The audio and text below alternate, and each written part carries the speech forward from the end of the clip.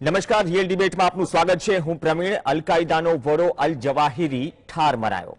અફઘાનિસ્તાનમાં જે સ્થિતિ છે, અમેરિકન સૈન્યએ અફઘાનિસ્તાન છોડ્યા બાદ જે રીતે તાલિબાન ફરીથી સત્તામાં આવ્યું, પરંતુ અફઘાનિસ્તાનના દ્રશ્યો કે અફઘાનિસ્તાનની સ્થિતિ બદલાઈ નથી. જીઓપોલિટિકલ સિનારીઓ જે અત્યારની સ્થિતિ છે, તાઇવાનના મુદ્દે ગઈકાલે ચર્ચા કરી હતી અને આજે જે મિસાઇલ વાળો મુદ્દો છે, જાપાનની ધરતી પર પણ પડે છે મિસાઇલ.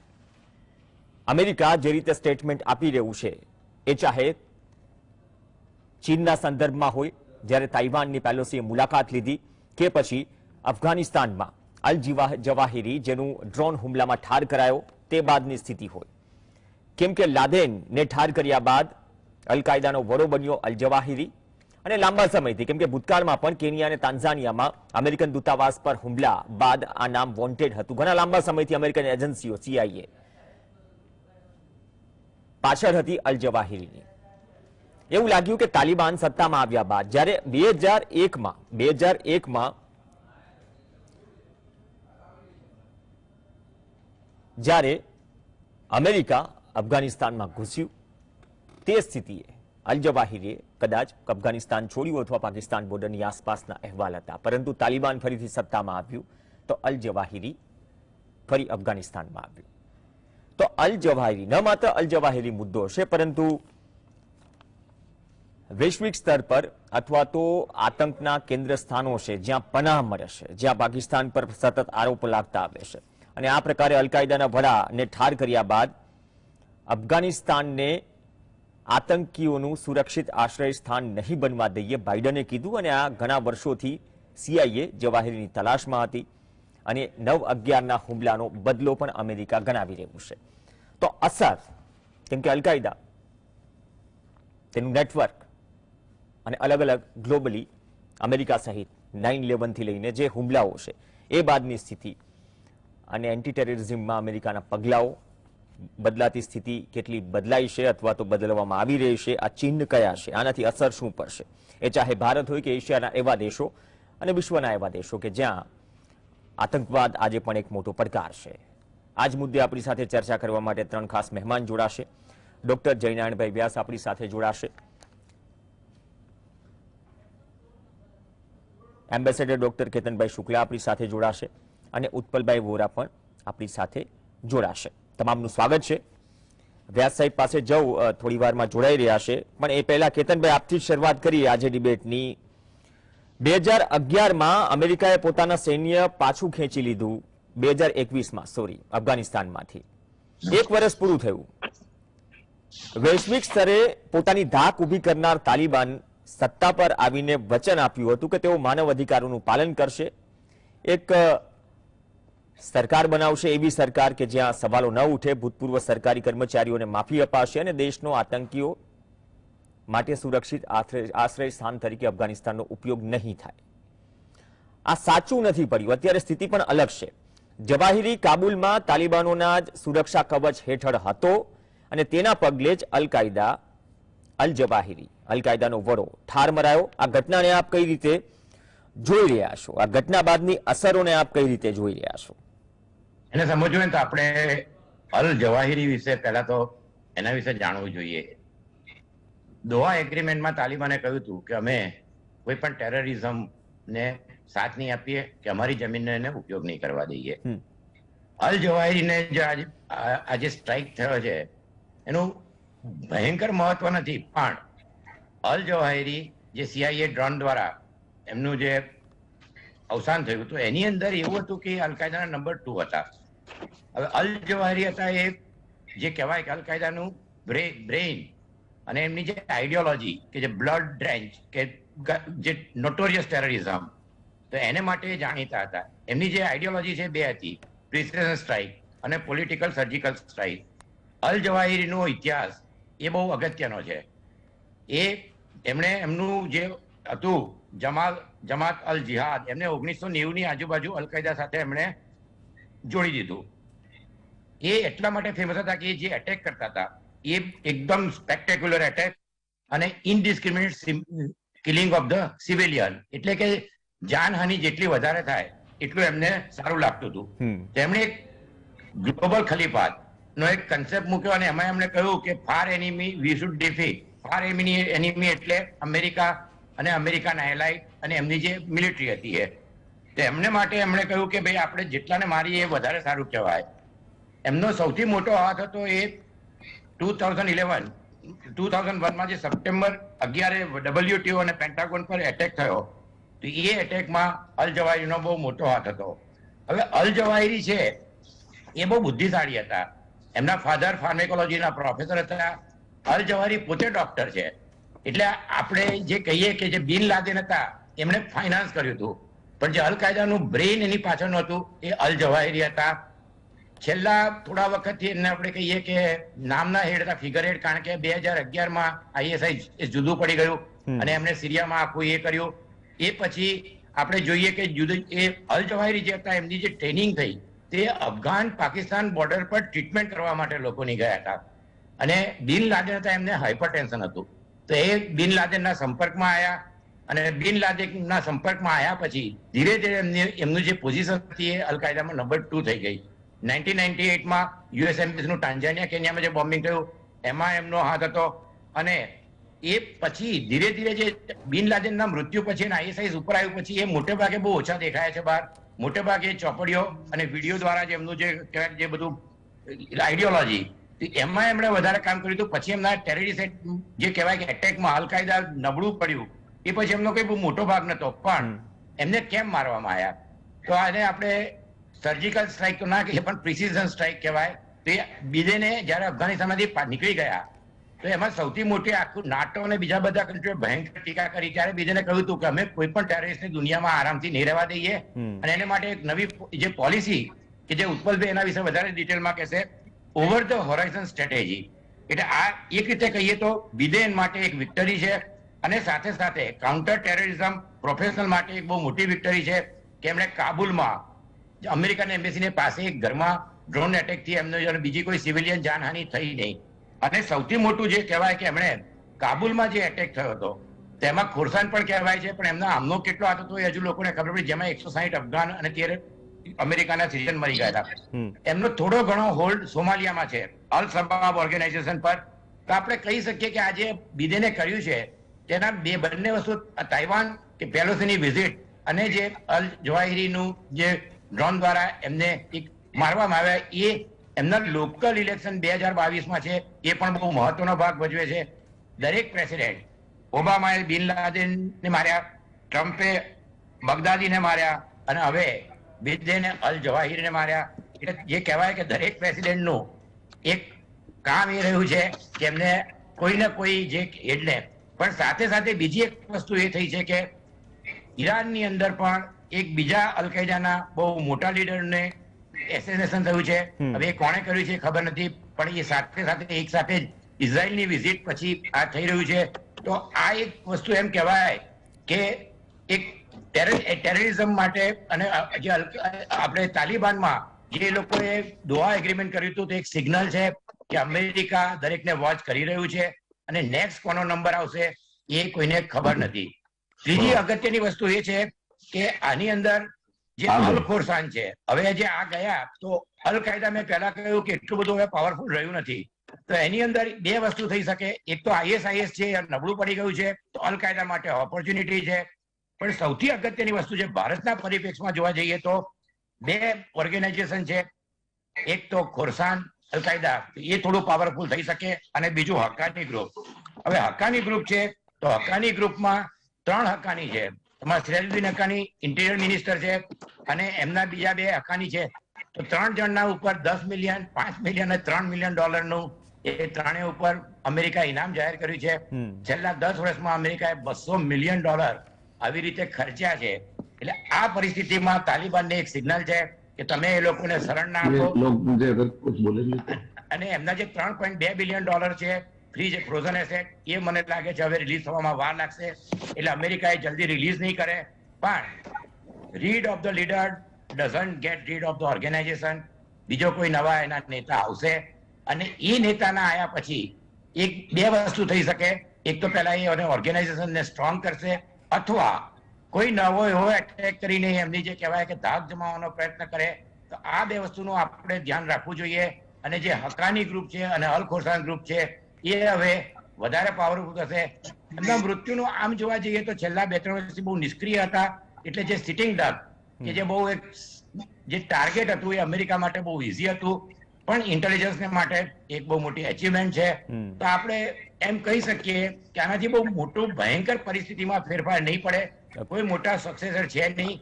એટલે કદાચ આઈએસઆઈએસ વાળા પણ એ લોકોનું પણ હવે કે બહુ એટલું પ્રભુત્વ રહ્યું નથી, એટલે આપણે હવે આપણી ઇન્ટેલિજન્સને એ લોકોએ ખોરસાન ગ્રુપ અને હક્કાની ગ્રુપ પર વધારે ધ્યાન આપવું જોઈએ. અને જે અમેરિકાએ આ સિગ્નલ આપ્યું છે એ એક રીતે એમ કહી શકીએ કે તાલિબાનને એક તો પૈસા મળવાના હવે વાર લાગશે, અને બીજી વસ્તુ કે દોહા એગ્રીમેન્ટ જે તોડ્યો છે અને જે એગ્રીમેન્ટ ટ્રમ્પે કરાવડાયો હતો તેમાં પણ બિડેનને થોડું માઇલેજ મળશે, કારણ કે ટ્રમ્પે પહેલા આમાં પણ ભૂલ કરી હતી, નાટોમાં પણ એમને ભૂલ કરી છે. એટલે પોલિટિકલી બિડેન માટે આ બંને વસ્તુ સારી હતી, એટલા માટે થઈ છે. અને આપણે આશા રાખીએ કે આપણે ભારતમાં એની કોઈ અસર નહીં પડે, અને આપણા જે કહેવાય કે ઉચ્ચ સંસ્થાઓ છે એના પર બહુ બાજ નજર રાખી રહ્યા હશે. એટલે મારું એવું ચોક્કસ માનવું છે કે જયનારાયણભાઈ એના વિશે આપને વધારે ડિટેલમાં કહેશે. મારે આજે એક બહાર જવાનું છે તો હું આપ સૌની વિદાય લઉં છું. Thank you. ઓકે, ધન્યવાદ કેતનભાઈ શુક્લા. આપનો પણ વ્યાસ સાહેબ આપણી સાથે જોડાઈ ગયા છે. વ્યાસ સાહેબ, કેતનભાઈએ ત્યાંથી વાત પૂરી કરી કે હવે આપણે શું અસર પડશે અથવા તો તેના પર આપણી પણ વોચ રહેશે. પણ જે ઘટના ઘટી છે, એક તો હાલ તો અફઘાનિસ્તાનમાં એક પણ અમેરિકન સૈનિક નથી, અમેરિકન દૂતાવાસ પણ બંધ છે, છતાંય જવાહિરીની એક એક પ્રવૃત્તિઓથી અમેરિકા વાકેફ હતું. સૈન્ય અમેરિકાનું ત્યાં હાજર નથી, પણ અમેરિકા આતંકવાદ સામેની લડાઈ ચાલુ જ રહેશે તેવો હુંકાર કરે છે બાઇડન. આ સંદર્ભમાં આતંકવાદ તેમજ યુદ્ધના સમીકરણો જે રીતે ઝડપથી બદલી રહ્યા છે, ટેકનોલોજી જે રીતે બદલી રહી છે, એ બાબતે આપનું શું કહેવું છે? અને આવનાર સમયમાં શું એવું માનીએ કે ડ્રોન, સેટેલાઇટ તેમજ અન્ય ટેકનોલોજી ચાલિત જેમ કે S-400 છે તેવા સાધનો થી જ આ પ્રકારના હુમલાઓ અથવા તો લડાઈઓ આપણને જોવા મળશે આવનાર સમયમાં? પ્રવીણભાઈ, આ ટેકનોલોજી છે ને વિચિત્ર વસ્તુ છે. જો એને મને હમણાં થોડા સમય પહેલા જ હેરાન કર્યું, કનેક્ટ નથી થતી તમારી ત્યાં, અને આને મારી નાખ્યો બિચારાને. એટલે આ ટેકનોલોજી છે આવનાર સમયમાં આપણને બહુ હેરાન કરવાની. એટલે હવે એનો અર્થ આપણે જે વર્ણન કર્યું, જે વાત કેતનભાઈ કહી ગયા, એ આ કોઈ અમેરિકાની સિદ્ધિ છે એવું ના માનશો, આ ટેકનોલોજીની સિદ્ધિ છે. અને જે ટેકનોલોજીમાં આગળ હશે તે દુનિયા પર રાજ કરશે. એટલે અમેરિકા જયારે 1 વર્ષ પહેલા ત્યાંથી પોતાના બોરિયા બિસ્તરા લઈને નીકળી ગયું દોહા એગ્રીમેન્ટ પ્રમાણે, ત્યારે ઘણા લોકોના મનમાં એવું હતું કે હવે અમેરિકા પાછું વિથડ્રોઅલ કરી ગયું ને અમેરિકાનું નાક કપાવા જેવું થયું ને આમ થયું તેમ થયું ને હવે આ લોકો બધા જ તત્વો ચડી વાગશે. એમાં પણ હક્કાની નેટવર્ક અને આઈએસઆઈ અને આ જે જવાહિરીનું નેટવર્ક હતું તે. હવે એ પરિસ્થિતિમાં 1 વર્ષમાં તો એમને જે પરચો આપવો હતો તે આપી દીધો કે અફઘાનિસ્તાન આતંકવાદ માટે રેડું અમેરિકા નહીં મૂકે.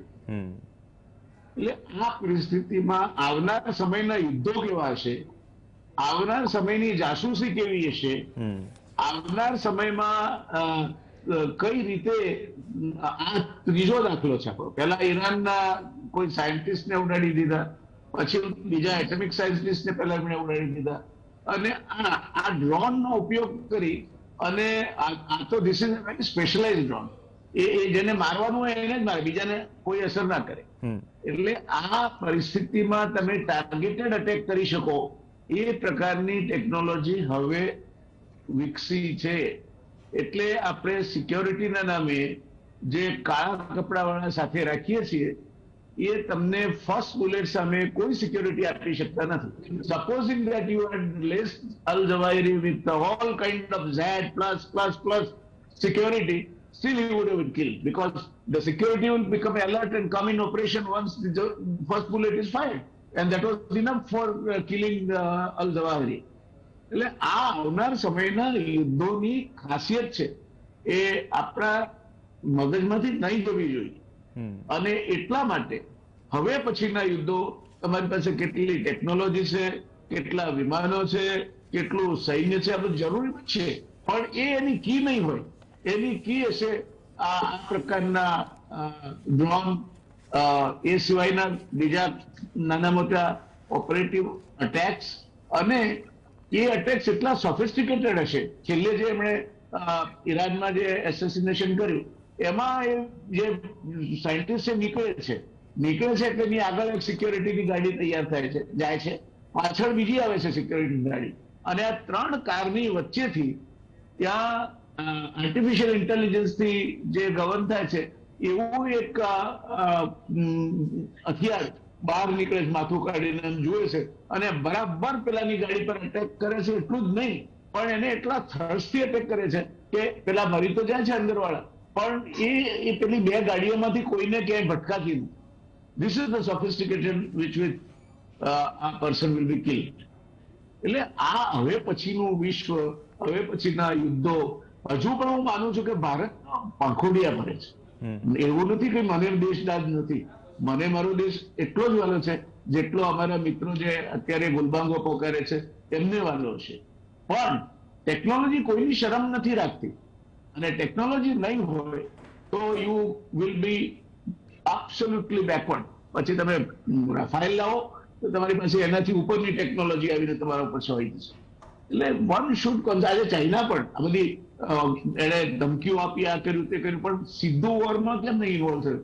કારણ કે China knows it will take some time. By the time they have the technology which can match the United States technology or the other NATO countries preparedness for the war.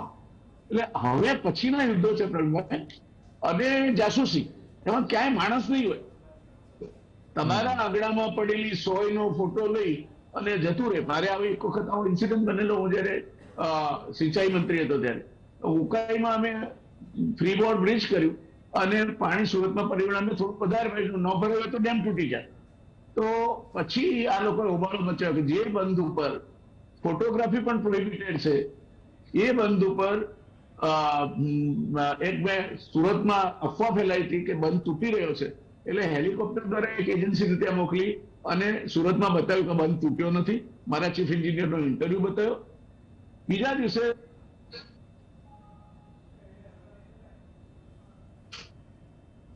ત્યાં સિંચાઈ મંત્રીએ હેલિકોપ્ટરથી આખી videography કરાવી અને ISI ના હાથમાં, ગુજરાતના એ વખતે ઉકાઈ સૌથી મોટો ડેમ હતો, તો 33% જેટલું પાણી સ્ટોર કરતો હતો, તો કે સિંચાઈ મંત્રીએ ISI ના હાથમાં ઉકાઈ બંધ જે ગુજરાતનો સૌથી મોટામાં મોટો બંધ છે એના રહસ્યો મૂકી દીધા. Next day, I demonstrated to them, showing them with some arrangement with a very technical-minded friend working for a very serious scientific organization. મેં એમને બતાવ્યું કે જો તમને આ દોહા એરપોર્ટ પર પછી અબુધાબી લઈ ગયો, કે આ પ્લેન દેખાય છે કે હા દેખાય છે. મેં કહ્યું તમને આ એના ઉપર શું લખેલું છે દેખાય છે કે દેખાય છે, આ બારી દેખાય છે કે દેખાય છે. મેં કહું ભાઈ ISI ને ઉકાઈ ડેમની વિગતો જોઈતી હોય ને તો હવે ફોટોગ્રાફીની કે વિડીયોગ્રાફીની જરૂર નથી. તમારા આંગણામાં પડેલી સોય પણ સ્પાય કેમેરાઝ એ ફોટોગ્રાફ લઈ શકે છે. એટલે આ વસ્તુ સમજવાની ક્યાંય તૈયારી આપણે unless be sort of technically અને કરતા જશે. હું એવું નથી કહેવા માંગતો એવું કોઈ બ્લેન્કેટ સ્ટેટમેન્ટ, મને એની ફર્સ્ટ હેન્ડ જાણકારી નથી ને, બધું હવે તો જાહેરમાં ચર્ચાથી પણ ન હોય. એટલે આપણા દેશમાં જે કંઈ કરવા જેવું હશે તે કરતા જ હશે. પણ હવે પછીના યુદ્ધો, હવે પછીની જાસૂસી, હવે પછીના એસેસિનેશન એ આવા જ થવાના. ચાલુ કાર્યક્રમ હોય અને એકાદું નાનકડું પંખી જેવું કંઈક આવે અને પેલાને ઉડાડી દે જતું રહે, આ પરિસ્થિતિ થશે. એટલે we should also keep pace with the technology. અને જો ટેકનોલોજી સાથે નહીં જોડાઈએ આપણે તો તમે દુનિયામાં જે સ્વપ્ન જુઓ છો કે આપણે, અને થવું જ જોઈએ ભારત માટે, મને પણ ગર્વ છે, પણ હું ખોટી બડાઈઓ મારવામાં નથી માનતો. આ બધી બાબતો પ્રેસ માટે નથી, એ બાબતો સંપૂર્ણપણે સિક્રેટ રહેવી જોઈએ. કોઈ સિક્રેટ એજન્સી વિરોધમાં હોય આપણા દેશના, એવા દેશની સિક્રેટ એજન્સી પાસે નહીં જવી જોઈએ. હવે આપણા ત્યાં કેટલી મેજર સિક્રેટ એજન્સી ઓપરેટિવ હશે? કદાચ CIA હશે, કદાચ KGB હશે, કદાચ આપણા ઇઝરાયલની એજન્સી, સિક્રેટ એજન્સી હશે, પછી ચાઇનાની હશે, એમાં કોઈ શંકા નથી. ISI છે, એટલે તમારા ત્યાં you are under scanner, nothing is secret now. This is the example કે તમારા નેતા અથવા તો તમારા વીઆઈપી અથવા તમારા વૈજ્ઞાનિક એ જો બાલ્કનીમાં જો થોડા વખત માટે જો બહાર નીકળે તો એની રેખી કરીને સમય નક્કી કરીને કયા સમયે લિસ્ટ પ્રોટેક્ટેડ છે અને એને ઉડાડી દેવાય. So the entire thing of secrecy, of attack, of surveillance has changed. અને એટલા માટે તો ચેગવારાએ કહ્યું હતું કે danger to the life will come from the direction least expected. અલ જવાહરીએ એવું નહીં ધાર્યું હોય કે એને ત્યાં આકાશમાંથી ડ્રોન આવીને મારી નાખશે. એટલે danger to the life will come from the direction least expected. આ પહેલો સિદ્ધાંત છે. બીજો સિદ્ધાંત છે કે attacker has the first right to plan the attack at a time and way he desires. પહેલી ગોળી એ છોડે છે. એટલે એ ખ્યાલમાં હોવું જોઈએ સિક્યોરિટીના સિદ્ધાંતોમાં હાયર. અને ત્રીજું છે the attacker is laced with the technology higher than the one which is providing the security care. હવે અહીં કેમ કોઈ સિક્યોરિટીના નેટવર્કે કંઈ ઇન્ટરફિયર ના કર્યું, કેમ એ રોકી ના પડ્યું? ઇઝરાયલમાં જયારે હમાસે હુમલો કર્યો ત્યારે દે કોલ ઇટ આયરન લેડી, આપણે કહીએ છીએ S-400 જે રશિયા પાસેથી લીધી છે, એને હમાસનું એક રોકેટ થોડાક આમ ગણતરી ખાતર પણ બાઉન્ડ્રી ઉપર પડ્યા એ સિવાય એક રોકેટની લોકો મિનિટના 100-200 રોકેટ ફાયર કરતા, એક પણ ઇઝરાયલમાં કોઈ નુકસાન નથી કરી શક્યું. This is the sophistication of the technology. હવે જો આ નહીં સમજો તમે તો ગોન કેસ. એટલે આમાંથી નીકળે છે કે યુદ્ધની તરીકા બદલાઈ રહ્યા છે, ભણવાના તરીકા. આજે તમે હાર્વર્ડ કે સ્ટેનફર્ડ જેવી યુનિવર્સિટી કે લંડન સ્કૂલ ઓફ ઇકોનોમિક્સ કે લંડન સ્કૂલ ઓફ બિઝનેસ કે એની MIT તમે એ કોર્સિસ ઓનલાઈન કરી શકો છો. એના એન્ટ્રન્સ ઓનલાઈન થાય છે અને ફી તમે ત્યાં જાઓ એના કરતા ઘણી ઓછી હોય છે. એટલે આ બધી બાબતોથી આપણે વાકેફ બનવું જોઈશે. હવે ઇન્ડિયા ના કરે અને તમારે ભણવું જ હોય તો સુઈ જાય, જે નથી કરતું એ દુનિયામાં સાયબર સ્પેસ થકી સારામાં સારી કોલેજ, સારામાં સારી ટેકનોલોજી, સારામાં સારી મેનેજમેન્ટ ઇન્સ્ટિટ્યૂટ, સારામાં સારી ફાઇનાન્શિયલ ઇન્સ્ટિટ્યૂટ, સારામાં સારી સાહિત્યની ઓક્સફર્ડ કે બીજી યુનિવર્સિટીઓ એ તમને વૈશ્વિક સ્ટુડન્ટ તરીકે આવકારવા તૈયાર છે. તો આઈ એમ ફોર્સિંગ આ જે બધા ફાસ્ફુસિયા બિલાડીના ટોપની માફક જે યુનિવર્સિટીઓ ફૂટી નીકળી છે ને, they have no option but to close down. કારણ કે ભણાવતા જ નથી કશું, ફી ભરી જવાની, ડિગ્રી લઈ જવાની. એટલે આ પરિસ્થિતિમાં શિક્ષણથી માંડીને આરોગ્યથી માંડીને સેફટી અને સિક્યોરિટી સુધીની એક વસ્તુ બદલાશે. તમે નહીં કલ્પ્યું એટલી ઝડપથી બદલાશે. અને તમે જો એમાં ઘોઘા જેવા બેસી રહ્યા તો વસ્તી એક જ તમારી પાસે છે, બાકીનું કોઈ કશું જ તમારી પાસે નહીં હોય.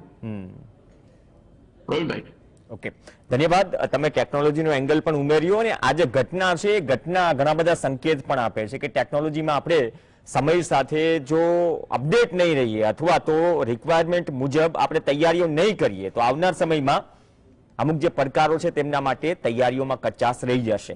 હવે આ જ ઘટનાની અસર ખરેખર ક્યાં પડશે અને આ ઘટનાને કઈ રીતે ઉત્પલભાઈ વોરા જોઈ રહ્યા છે અને આ ઘટના બાદ તેની અસરોથી લઈને લાંબા ગાળાથી લઈને એ ચાહે આતંકવાદ હોય, ભારત હોય કે અન્ય દેશો હોય, જ્યાં સુધી અમેરિકાની વાત છે, કેમ કે ધાક જમાવવાની પણ વાત છે ને સદ્દામ હુસેનથી લઈને અલ જવાહિરી સુધી બદલાતા પોલિટિકલ સિનારીઓ વચ્ચે.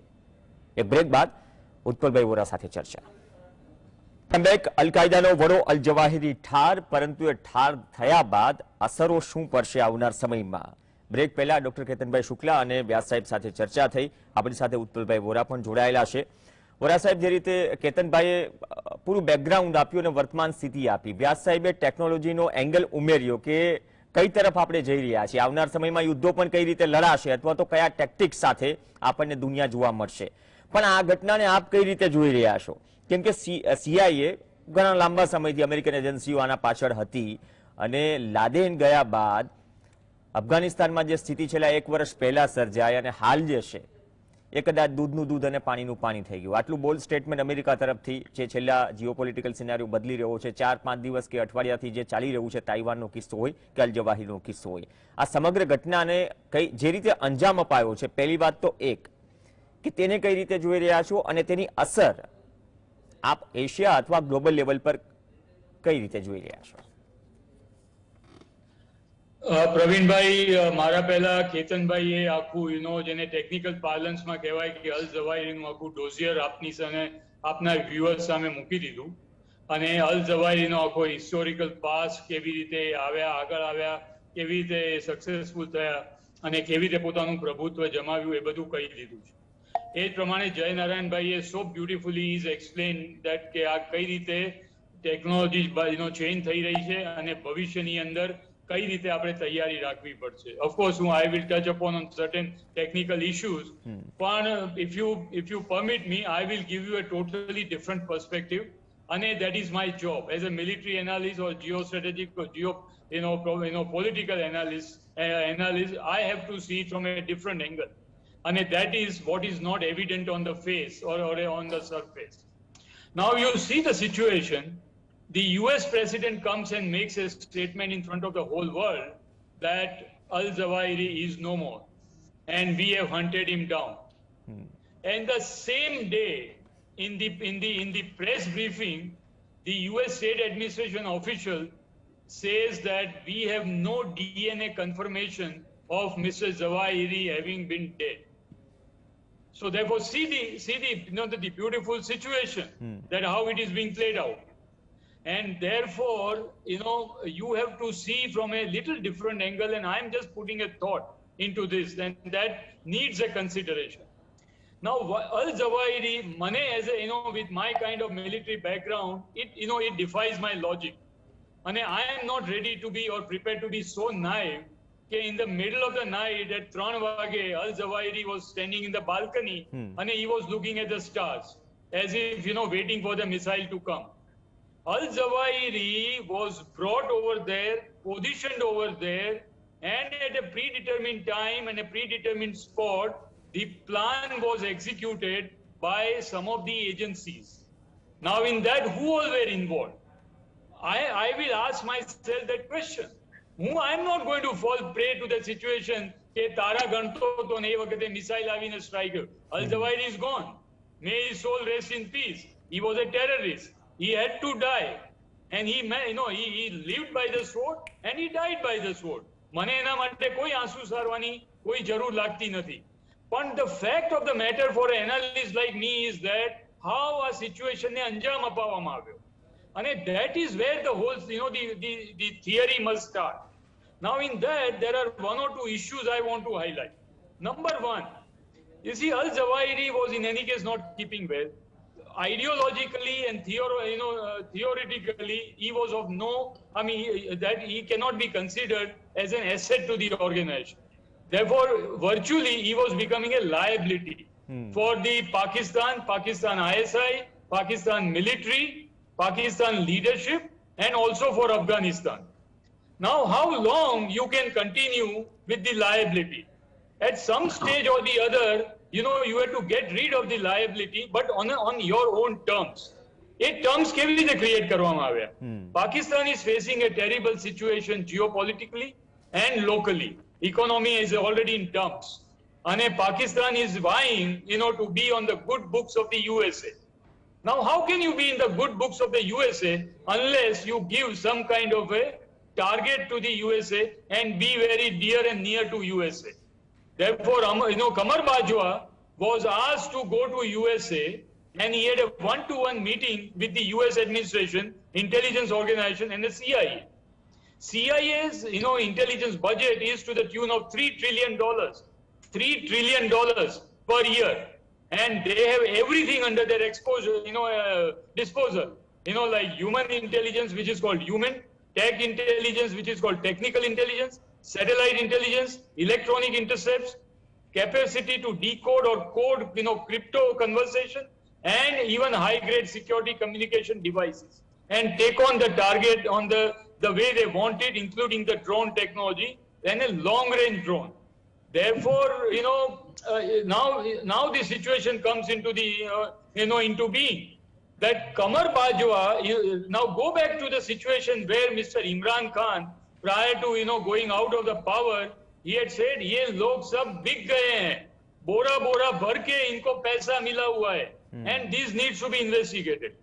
You are also aware that the Pakistani generals, they run a mammoth multi-million dollar organization, and their money is also lying in the USA, UK, and their own villas and the posh flats and various other industry. Therefore, there is very much possibility that at a time when Pakistan is running through a very difficult time, and they wanted to have a equidistance relationship with China and USA, they have given out the target to USA. That look, we will help you out.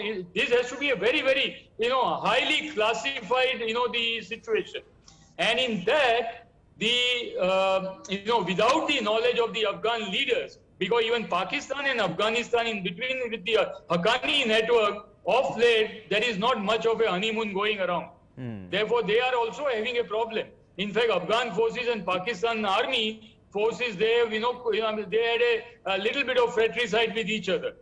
Mate, there is a possibility that on the particular cue of the ISI and Pakistan intelligence, since Zawahiri was of no asset to Pakistan, ISI, Pakistan as a state, Pakistan as a nation, and Afghanistan, Zawahiri was given a fair burial, and he was asked, he was shifted, and these movements coordinates were passed on to the CIA, and CIA monitored him for almost about 3 to 4 months. Having monitored and ensured that operation fail nahi jaye, and it is foolproof through his agents, human intelligence agents, the President of the United States was briefed, and a foolproof plan was created. Now, nobody should smell the cat, and therefore, probably the message was passed around that US President is suffering from COVID. And at that same moment of same time, to put him into a little bit of lull, at a predetermined time, predetermined place, in a predetermined manner, the drone was, positioned over there with the deadliest missile, and he was, executed, or he was neutralized, or he was eliminated, or he was assassinated. This is, don't just go by what, it is there on the surface.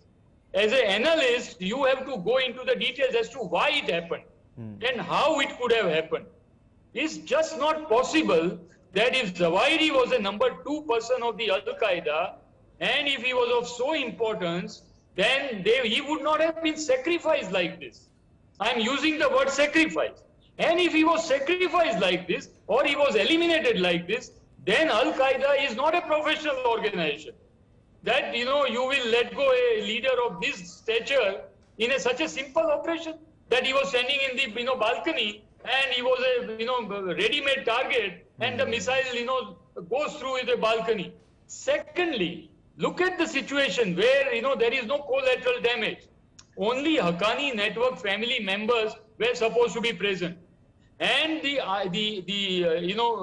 Afghan press, the government and Afghan intelligence, they've said very clearly, mark these words, that the house was empty, and this was a failed strike. So you have to put various other coordinates into that jigsaw puzzle, and you have to run through the kind of events that have taken place. In intelligence world, you don't go by what is put up in front of you. Otherwise, why is the official representative of the press secretary of the US administration in an official briefing to the US media says that we do not have DNA confirmation of the death of Zawahiri. But US president says that Zawahiri is eliminated and we have hunted them down. There is a contrast here. And I'm sure intelligence sources all over the world must be looking into this. Now, the second issue is that if the Afghanistan in Haqqani network, and like I said, the Pakistani ISI, of late, they have not been seeing eye to eye. There are also unconfirmed reports, again appearing in the Western media, that the Haqqani has fled from Pakistan. Haqqani group officials have fled from the Afghanistan. Where have they fled? So that is also another, the situation that needs to be discussed. So whilst technology will play its role, there is no doubt in that, and is becoming deadlier and deadlier, and you have to be prepared, because, go back to what Jainaran Bhai said. More than that, the classic example was the Iranian general, Mr. Suleymansky, the way he was eliminated. And people say that, next to him, the bug was planted, and that bug was, passing on the GPS coordinates from a second to second to the drone, which was in the air, and the missile was locked onto it. And the homing, head locked onto that, and he was taken, care of. Israeli agency Mossad has become a master of such operations. So many, the Palestine, Liberation Organization officials and, those kind of terrorists, they have been neutralized by Mossad. KGB is master of such. CIA also takes this kind of operation. And they have mastered this technology. There is no doubt in that. And therefore, this kind of assassination, they have to be personally cleared by the heads of state. In this case, Mr. Biden personally cleared that. Now, this is all, the data available in the media. We have no means to, clarify that, because this kind of operations are super secret, the operations. So, please go into the details. Don't be naive to believe what is presented to you as a ready, sausage on your breakfast table. Okay. And that needs to be, viewed. In Pakistan, as of now, they are trying their level best to, be in the, back into the favor with the US administration. And they want certain kind of support, from the US. In addition to this, Mohammed bin, Salman, the king of Saudi Arabia, he is also believed to have been anti-terror, terrorist organizations like Al-Qaeda and ISIS and all that. In the last visit, the kind of a meeting took place with the US president, there is something is cooking up. And Pakistan is also wanting to be close to Saudi Arabia to get the financial help. And maybe they are planning to, keep even, the king of Saudi Arabia also happy by saying that, look, we have, been instrumental in eliminating the, Al-Zawahiri. So these are all possible angles. Okay. And these are the games that the superpowers play. The countries, in Southeast Asia and Indo-Pacific and all that, they are too small a nation to get into the games of the world powers that they play for their power equilibrium. Now, where do we go from here? That is more important. What you asked me. If Al-Zawahiri is eliminated, then will the terrorism come to a stop? The answer is obvious no. Because such organizations, they are not leader-oriented. They are not leader-centric. They are ideology-centric. And as long as the ideology prevails, the terrorists will keep cropping up. But does that mean that you stop eliminating? No. You have to keep eliminating the leadership. And therefore, that cat and mouse game between the intelligence organization, security agencies, and the terrorists will continue to go on. Okay. In addition to that, this kind of the situation and this kind of inputs does not remain, in a closed jar. The cookie has to come out of the jar somehow or at some stage or the other. So therefore, Pakistan, even if they have taken this kind of a considered decision at the highest level, that let's, sacrifice Al-Zawahiri for vying favor with the US administration and Saudi Arabia, the Pakistan also, they have to be very, very careful, because the terrorist organization, they will also take, the revenge of this. So in addition to the other countries, like USA or the NATO countries, G7 countries and all that, the Pakistan also will have to be careful. If this theory, it is floating around in the intelligence circles and in the open media, open sources, if it is true, Pakistan also will have to pay its, a price. There is no doubt on that. Okay. Because like the intelligence organization, such kind of deadly terrorist organization also, they are also unforgiving. At some stage or the other, they will take a revenge on Pakistan, if it is true. And if the open source media, the data that is available, it is true. Okay Utpalbhai એ જે dimension છે ને આનાથી પાકિસ્તાન સહિત ભારત સહિત શું અસર પડશે તમે જે વાત કરી હા એ મુદ્દા પર પણ હું આવું છું. What is happening in South China Sea in Indo-Pacific? The China has already started showing, its colors, and the 4 missiles have landed in the EEZ exclusive economic zone of Japan. when Ms. Nancy Pelosi is already in Japan. So if every and whilst the missiles have landed in the EZ waters of Japan, which is 200 nautical miles from the baseline, but in case of Taiwan, they have fired in the territorial waters of Taiwan. So mark my words, I'm telling you, knowing Chinese psyche for so many years and having studied them in my time when I was wearing a uniform, China is not going to take it lightly. Because for them, it is not the tactical response that matters. For them, it is a strategic and long-term response that matters to be credible in the international relations and relevance that they have to play in international geopolitics.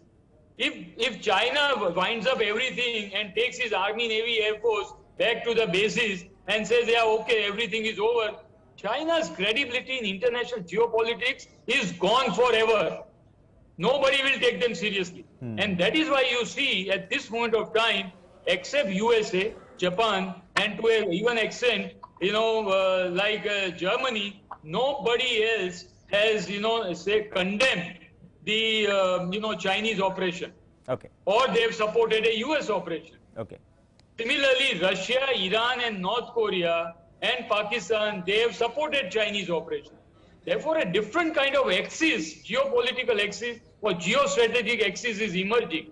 And in this kind of situation, terrorism will always have a role to play. Willy-nilly, direct or active, passive, or active or passive. Okay. Take it that way. Okay. But organizations like ISIS and Al-Qaeda and the Al-Qaeda, the K, they will continue to be relevant because they operate in your backyard, which is Afghanistan. You cannot, neglect that. And that backyard is rightfully supported by a terrorist, government. And also Pakistan, ISI, and China collusion and nexus. Okay. How can you, say that this kind of events will not play its, definitive role on the geostrategic અને affairs હું of ઉત્પલભાઈ India? તમારી પાસે છે ને અલકાયદાના સવાલ પર પણ આવું છું કે હવે પછી અલકાયદાનું વજન અથવા તો તાકાત કઈ રીતે ઘટશે. તમે ઘણા બધા ડાયમેન્શનની વાત કરી અને આ ડાયમેન્શન ભારતને પણ ટચ કરે છે, ચાઇનાને પણ ટચ કરે છે, તાઇવાનના મુદ્દાનો પણ ઉલ્લેખ કર્યો. પણ એ પહેલા એક મુદ્દો એ પણ છે, પાકિસ્તાનને તકલીફ થશે એ ઉત્પલભાઈએ કીધું, પરંતુ વ્યાસ સાહેબ 2014માં જવાહિરી ભારતમાં જે અલકાયદાના નેજા હેઠળ એક નવું આતંકી સંગઠન એમને બનાવ્યું હતું અને કાશ્મીરની આઝાદી માટે લડી લેવાની પણ હુંકાર ભરી હતી. મતલબ કે અવારનવાર ધાર્મિક મુદ્દાઓ પર પણ જે રોકતા આવ્યા છે આ ભાઈ જે ગયા આ ડ્રોન હુમલામાં. નવા ડાયમેન્શન વિશે વાત કરી ઉત્પલભાઈએ. પણ હવે જવાહિરીના જવાથી જે પીઓકેમાં જે સ્થિતિ છે, ત્યાં જે આતંકી પ્રવૃત્તિઓ ચાલી રહી છે, તેના પર કેટલી અસર પડશે આપના મતે? પ્રવીણભાઈ, પહેલા તો જે કઈ વાત ઉત્પલભાઈએ કહી એ અત્યંત જટિલ છે અને એમણે એને સરળતાથી આપણા માટે રજૂ કરી. અને આમ છતાંય કેટલાક મુદ્દા એવા છે કે જે એની સાથે જોડીએ તો કદાચ ક્યાંક આપણને ડાયરેક્શન મળે. હવે એમણે જે કહ્યું કે આ ફિલોસોફી જે છે એ વ્યક્તિ નથી, એ ફિલોસોફી છે, એની સાથે હું 100% સંમત છું. એટલે અંગ્રેજીમાં પણ કહ્યું છે કે king is dead and long live the king. એટલે ચોરાનું નખો જ જતું નથી, આપણી સરળ ગુજરાતી ભાષામાં કહીએ તો. ત્યાં કોકને કોઈક તો મળી જ રહે છે. આપણા ધાર્મિક પુસ્તકોમાં આપણે ડોકાચીઓ કરીએ તો રક્તબીજ નામના રાક્ષસનો જે સંહાર કર્યો એ દેવી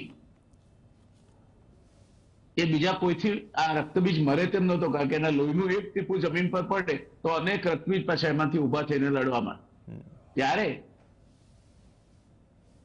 મહાકાલીએ એને માર્યો એટલું જ નહીં, પણ એનો જે લોહીનો ફુવારો ઉડ્યો એ પણ એ પોતે પોતાના મોંમાં સમાવી ગયા. એટલે આ અને જુદી રીતે આપણે ઇન્ટરપ્રિટ કરી શકીએ કે રક્તબીજ એ દરેક સમયની એક પેદાશ હોય છે, એ આવે છે અને એનો નિકાલ પણ આ જ રીતે થાય છે. એટલે રક્તબીજ આવે, એકદમ તાકાતવર થાય, એનો આતંક ફેલાય અને એ પછી એક યા બીજી રીતે વિદાય થાય. પણ એનો વિદાય છે તે કોઈ પણ સરમુખ હત્યા, કોઈ પણ આ પ્રકારના ત્રાસવાદી એનો જે વિદાય છે એ ક્યારેય એની કુદરતી નથી હોતી. બીજું કે રાજકીય હત્યાઓને, હું આ આતંકવાદમાં જે લોકો મારે છે એમને પણ part of a political game સમજુ છું.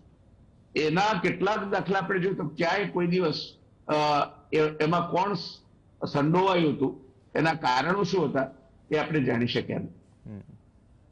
તમે જ્હોન ફિટ્ઝજેરાલ્ડ કેનેડીનો દાખલો લો, અનવર સાદાતનો દાખલો લો, લાલ બહાદુર શાસ્ત્રીનો દાખલો લો, કે યુનોના મહામંત્રી દાગ હેમરશિલ્ડનો દાખલો લો. ગયા, કેમ ગયા, કોણે તોડી પાડ્યું, ગોડ ઓનલી નોઝ. એટલે આ જે નેપાળના રાજાનું આખું કુટુંબ એ ડાઇનિંગ ટેબલ પર એને મારી નાખ્યા. આજ સુધી સાચી વાત આવી છે બહાર? નહીં આવે. કારણ કે એથી 11 રસ્તે દોરવા માટેની બીજી અનેક થિયરી તરતી થઈ જતી હોય છે. That also is part of the this kind of assassination operation, કે તમને દિશા ભૂલવાડવી, તમારી એજન્સીઓને દિશા ભૂલવાડવી અને એ રીતે આખી વાતને જુદા બાજુ લઈ જવી. ક્યારેક જે તે દેશની રાજકીય સંવેદનશીલતા એવી હોય છે કે નથી જાહેર કરી શકતા. દાખલા તરીકે નેતાજીના જે ફાઇલ્સ છે એ એક હદ સુધી જાહેર થયા, પછી ભારત રશિયા વચ્ચેના સંબંધ બગડશે કે ગમે તે કારણે એ પછી નેતાજી ફાઇલ અટકી ગઈ. એ જ રીતે લાલ બહાદુર શાસ્ત્રીના કિસ્સામાં પણ ઘણી બધી એમનું વિગતો હશે પોસ્ટમોર્ટમની કે બધી, તમને ક્યારેય જાણવા નહીં મળે. કારણ કે એમાં પછી ઇન્ટરનેશનલ રિલેશન્સ અને ઘણી બધી વસ્તુઓ આવતી હોય છે. એટલે જે ગયા તો ગયા, પણ એના પાછળ દેશ પણ મુશ્કેલીમાં મુકાય એ જરૂરી નથી એમ કરીને એ વાઇન્ડ અપ થઈ જતી હોય છે. અથવા તો ક્વાઇટલી જે રીતે અલ જવાહરીનો નિકાલ કરાય તે રીતે વોટ એવર વે, એમાં Utpalbhai is the most authentic person to talk about that. I will not venture with it. પણ ગમે તે રીતે સાંભળી use them as a sacrificial anode. એટલે એ રીતે જયારે થાય ત્યારે એને મારવા. સીઆઈએમાં તો આઈ હેડ કમ અક્રોસ વન બુક, એમાં તો એ લોકોની વિગતો આપી હતી કે એ જે માણસ કોઈનું પણ અસેસિનેશન કરીને આવે છે, પોલિટિકલ અસેસિનેશન, ત્યારે એ પછી એને સીઆઈએ ઉપાડી જ લે છે. એક આઈલેન્ડ છે ત્યાં એને લઈ જાય છે અને સંપૂર્ણપણે બધું જ ભૂલી જાય, પોતે કોણ છે, શું છે, કઈ રીતે કોને માર્યો, કઈ જ ખબર ના હોય એને. સંપૂર્ણ વોશઆઉટ થઈ જાય, એનું બ્રેન મેપિંગ, બ્રેન વોશિંગ કરે છે. એટલે આ જે મારે છે એ લોકોની પણ જિંદગી પછી બહુ સલામત નથી હોતી. એ સીઆઈની એના પર વોચ હોય છે ને એને પહેલા ખતમ કરી નાખે છે. એટલે આ બધી બાબતો જોઈએ તો કદાચ સાચું શું હશે કોઈને ખબર નથી. એ સાચું બહાર આવશે કે કેમ તે કોઈને ખબર નથી. આપણે અત્યારે એટલું ચોક્કસ કહી શકીએ કે તમારા ઘરના દીવાનખાનામાં તમે બેઠા છો અને સલામત છો, કારણ કે તમે આ સીઆઈએ, મોસાદ, કેજીબી કે બીજા કોઈ એવી સિક્રેટ એજન્સીના રડાર પર નથી અને એને તમારા માથાનો ખપ નથી. બાકી તો danger to the life comes from the direction least expected. તમને તમારો રસોઈ જ કાંઈ ઝેરવાળો ખવડાવી દો એટલે કોઈને ખબર નહીં પડે શું થયું. તમે ઘણા માણસોને હાથ મિલાવવાનો શોખ છે, રાજકીય નેતાઓને ખાસ. એમની પોતાની પોપ્યુલારિટી સમજે છે કે આપણે કેટલા પોપ્યુલર છે, પણ એમાં કોઈ સાઇનાઇડ પ્રિકો વાળી વીટી પહેરીને આવ્યું હોય, એ એક સ્ટિંગ થાય, પતી ગયું કામ તમારું. તમે ચક્કર ખાઈને નીચે પડો અને આજુબાજુના લોકો પવન નાખીને સાહેબને મૂર્છાવી કરીને બેઠા કરવા જાય, ત્યાં તો ઉપડી ગયા હો તમે ઉપર. એટલે these targets are achieved with a absolute and brutal kind of accuracy and the most possible technology at the disposal of the killer. એટલે આ બધી બાબતોમાં શું હશે, શું થશે. બાકી અલ જવાહીરીના જવાથી કઈ આતંકવાદ પૂરો થઈ જશે એવું થવાની કોઈ શક્યતા હું નથી જોઈ. એટલે આપણે કઈ આમાં આનંદિત થવાની બહુ જરૂર નથી. અલ જવાહીરી પછી બીજો કોઈ આવશે અને એ અલ કાયદાની ફિલોસોફી છે. એટલે એની જે ફિલોસોફી છે એ ફિલોસોફી પ્રમાણે તો કાશ્મીરમાં ક્યાંક ને ક્યાંક ઉત્પાદ કરવાનું જ છે આપણા માટે. તમે એમ કહો કે કાલ ઉઠીને આઈસીસ નો વડો પ્લેન તૂટી પડીને ગુજરી ગયો એટલે શું ઇન્ટર સર્વિસ ઇન્ટેલિજન્સ વાળું જે છે પાકિસ્તાનનું તંત્ર એ બધું કાશ્મીરના મુદ્દે બદલાઈ જશે આપણાથી? ના, ઇટ કેનોટ હેપન. એવા તો પાકિસ્તાનના પ્રેસિડેન્ટ્સને પણ મારી નાખવામાં આવે છે. શું બહાર આવ્યું? પ્લેન ક્રેશ થઈ ગયું છે એરપોર્ટ પર, શું બહાર આવ્યું? કઈ નહીં આવ્યું. તો let us not worry about શું થયું, એના કારણો એ leave it to the future. કદાચ આવે તો આવે, પણ આપણે આના ઉપરથી એક બોધ ચોક્કસ લઈ શકીએ કે તમારી કાઉન્ટર ઇન્ટેલિજન્સ એટલી મજબૂત હોવી જોઈએ કે આ પ્રકારના વેન્ચર્સ તમારા દુશ્મનને અથવા તમારા શત્રુને કરવા હોય તો ભારે પડે. ઉત્પલભાઈની થિયરી બોરો કરતા આપણે દાખલા તરીકે પાર્લામેન્ટ ઉપરના હુમલાને જોઈએ તો શું કરવા આ પેડેસ્ટ્રિયન ટેકનોલોજીથી હુમલો કરવો જોઈએ? What was the need? It could have been done with much more sophisticated technology. પણ એ ભૂતપળકામણું એમને કરવાનું કઈ આયોજન છે, કર્યું અમે. So let us not get into something which is there is intelligence, then counter intelligence, there is sabotage, then counter sabotage. So many theories and so many things are involved. So it's much complicated a phenomena. બહુ ક્યારે મોટા ભાગે જે agency આ હાથ ધરે છે ને એ પછીનું ક્લિનિંગ એટલું સરસ રીતે કરે છે કે મોટા ભાગના એવિડન્સીસ નાશ થઈ જાય ને માણસ પણ નાશ થઈ જાય. એટલે ક્યાંક બકી ના મળે કે આમ ગયે થે ઓર સાલા જવારી કો તો ઉડા દિયા, એ કેવા પેલો જીવતોય ના હોય.